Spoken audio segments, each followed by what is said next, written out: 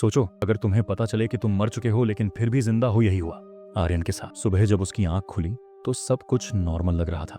वही बिस्तर, वही कमरा, वही दीवार पर टंगा घड़ी। लेकिन जब उसने अपनी स्मार्ट वॉच देखी तो वो ठिठक गया। वॉच का टाइम दिखा रहा था 10:16 सुबह सोमवार पर। कल तो रविवार था। आर्यन को लगा शायद घड़ी में कोई गड़बड़ हो गई है। उसने अपने फोन का टाइम देखा, वहीं तभी फोन वाइब्रेट हुआ। उसका दोस्त रोहन का मैसेज था, भाई तू ठीक है? वो एक्सीडेंट बहुत भयानक था। आर्यन के माथे पर पसीना आ गया। कौन सा एक्सीडेंट? उसने जल्दी से रोहन को कॉल किया। भाई, रोहन की आवाज कांप रही। कल तेरा एक्सीडेंट हो गया था, ट्रक ने टक्कर मारी, तू बच नहीं पाया। आर्यन को लगा उसके पैरों तले जमीन खिसक गई हो। ये कैसे हो सकता है? वो तो यहाँ जिंदा है। तभी उसकी स्मार्ट वॉच वाइब्रेट करने लगी।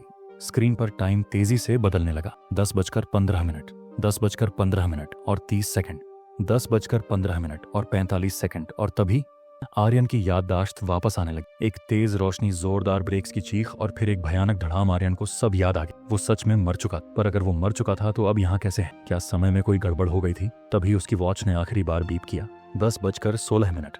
सुबह आर्यन की नजर खिड़की से बाहर पड़ी। सड़क पर वही लाल ट्रक उसी मोड़ की तरफ बढ़ रहा था। उसी ट्रक ने कल उसे टक्कर मारी थी। ये कोई दूसरा मौका था। समय ने उसे चेतावनी दी थी।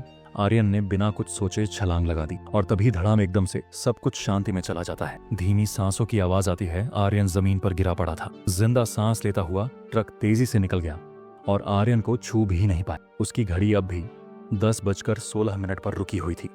समय अपने आप सुधर चुका था। लेकिन अगर समय फिर से बिगड़ा तो क्या अगली बार भी उसे बचने का मौका मिलेगा, या फिर ये बस एक आखिरी मौका था? क्या वक्त सच में हमारे हाथ में होता है, या फिर वो खुद तय करता है कि हमें कब जीना है और कब मरना?